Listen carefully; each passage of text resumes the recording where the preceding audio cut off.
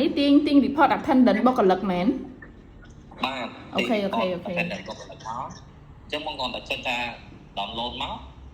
អញ្ចឹងវា read data ឲ្យយើងហើយវា load មកចាអានេះសារបង scan ដៃអាកាលចាស់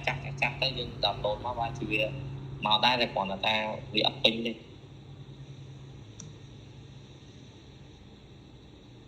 ចុះនឹងយើងអត់មែន select មួយខែអីបានណាបានតែជាទូទៅយើងត្រូវ download វាពីក្នុងនោះមកឲ្យអស់សិនអូខេបាទអញ្ចឹងនៅពេលដែលបងចុច download វាឲ្យមកអញ្ចឹងនៅពេលដែលបង download ហើយនេះកន្លែងដែលយើង select ចូលមកពាក្យ report នេះអញ្ចឹងនៅពេលដែលបងចូលមកពាក្យ report ខ្ញុំ select យកឈ្មោះបងមួយខ្ញុំទីហោឈ្មោះបងមួយទៅខ្ញុំកាត់ select ចាឃើញវា load ឈ្មោះបង scan មុនហ្នឹងឯងម៉ោង 5-13 នាទីហ្នឹងគឺ clock out យ៉ាបាទអញ្ចឹងនៅពេលដែលបងចង់ទី report បង select ដែរនេះអញ្ចឹងបើសិនជាបងចង់បានមួយខែខ្ញុំមកទៀតថាបានមួយខែអញ្ចឹងពីថ្ងៃហ្នឹងពីថ្ងៃ6ដល់ថ្ងៃ6ខែ8អញ្ចឹងខ្ញុំចុច select មកខ្ញុំចុចប៉ុណ្ណឹងមកអញ្ចឹងខ្ញុំកាត់ select វាមកនេះពី load ដល់មួយខែឲ្យយើងអានេះ load មួយខែមកហ្មងពីថ្ងៃ1ដល់ថ្ងៃ30ថ្ងៃ6ខែមុនមកដល់ថ្ងៃ6ខែឥឡូវហ្នឹងគឺឈ្មោះបងហើយចាតែបើសិនជាបងអត់ចង់បានអញ្ចឹងទេអាហ្នឹងវាមានបងចុចកន្លែង report ទៅមកយក start នេះអានេះស្រួលមើលបាទអានេះគឺសម្រាប់ពេលដែលយើង export មួយខែហើយគឺយើងដាក់ចេះមកពីថ្ងៃ6មកវាដល់ថ្ងៃថ្ងៃប៉ុន្មានបងមើលតាមហ្នឹងទៅហ្នឹងអាហ្នឹងស្រួលមើលតែអាហ្នឹងវាបានតែលក្ខណៈ PDF ណាវាអត់បាន Excel ទេអូនណា Excel ធម្មតាវាពេលដែល export ទៅ column វាអត់ត្រូវគ្នាបងហ្នឹងអូតែបើសិនជាបងយកទៅបងមានម៉ាស៊ីនមានន័យថាឧទាហរណ៍ថាបើសិនជាបងមានម៉ាស៊ីន print ស្រាប់ឧទាហរណ៍ចាបងគាត់តែចុចឲ្យបង print យកហ្មងមកនេះនេះ print នេះបងមានម៉ាស៊ីន print បង print មក select មកហ្មងមកបងចុចមកបង select យកហ្មងនេះ number of copy ហ្នឹងមកយកហ្មង select បើយកតែមក select copy វាមកអូខេមកអាហ្នឹងបងមានម៉ាស៊ីន print តែបើអត់មានទេបង save ជា PDF ទៅស្ដាយដែលវាអាចចេញជា Excel បានណា Excel បានប៉ុន្តែវាអត់មាន column នេះទេអា column នេះតែយើងធ្វើខ្លួនឯងឡើងវិញ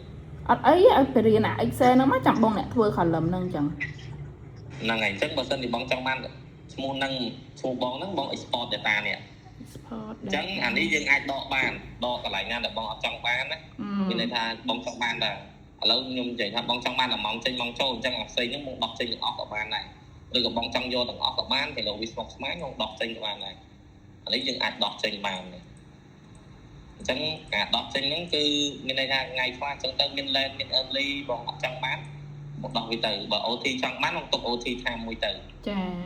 អត់សងអីហ្នឹងបងអាច select មើលទៅឬក៏អានេះយើងមានឈ្មោះមានអីស្រាប់ហើយលេខរៀងនេះបើសិនជាវាអត់មានអីទេយើងដោះវាចេញដែរមកតែអានេះលេខរៀងលេខ1លេខ2លេខ3 4ហ្នឹងតែបើបងអត់ចង់បានទេទុកតែប៉ុណ្ណេះទៅយើងចុច OK មកអញ្ចឹងនៅពេលដែល OK មកនេះវា load ជា Microsoft អានេះបង load ជា Excel file នេះចាអញ្ចឹងបង save មកគាត់ថាដូចខ្ញុំដាក់ឈ្មោះបងមួយដាក់ឈ្មោះបងមួយមកដូចឈ្មោះបងស៊ីណាមឈ្មោះបងយ៉ាងទៅហ្នឹងហើយខ្ញុំ export ដាក់ឈ្មោះបងមួយមកខ្ញុំ save អញ្ចឹងខ្ញុំដាក់នៅណា desktop មួយហ្នឹងទៅខ្ញុំ save មក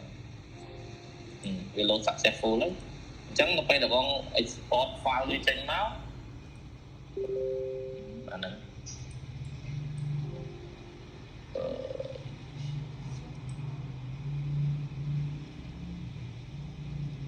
ខ្វែងចេញមក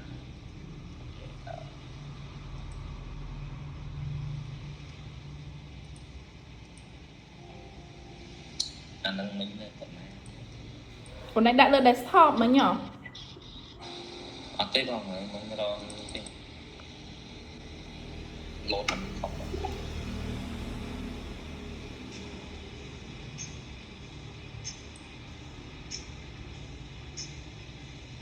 នេះ report បងមិញ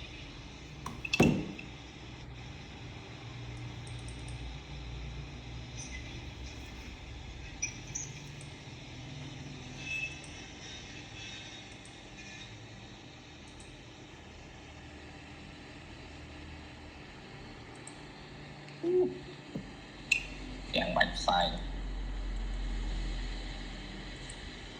បាច់បាក់ច្រើនពេកណាចា extract តែពេលបាត់ទៅចង់ទៀត អូខេបងបិទឲ្យចាំតិចបិទអូខេ អត់អីវាដើរវិញមិញវាបាត់ទៅវា start ទៅវាចង់ទៀត ចា នេះដល់ពេលវាមកអញ្ចឹង អូ អញ្ចឹងវាអត់មានកលឹមអត់មានអីទេវាអត់ត្រូវនេះវាអត់ត្រូវគ្នា យល់មានន័យថាវាមកអាប្រឈរវាមិនមែនមកអាដូចយើងចង់បានមិញទេ វាអត់មកដូចអាយើងចង់បានទេវាមកជាជួត្រង់មកជួមកវិញ អូខេយល់បានអញ្ចឹងបានពីចឹងយើងអត់សូវនេះទេ focus ពី DS ច្រើនដោយសារ PDF វាមកវាស្រួលមើលជាង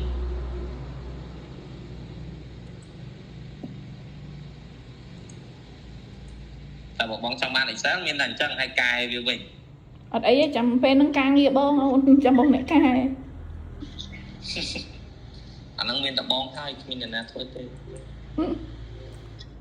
ណៃទៅបរៀនមេបងមើលមិនតាន់នេះតាបងធ្លាប់ប្រើដែរមើលតាន់នេះ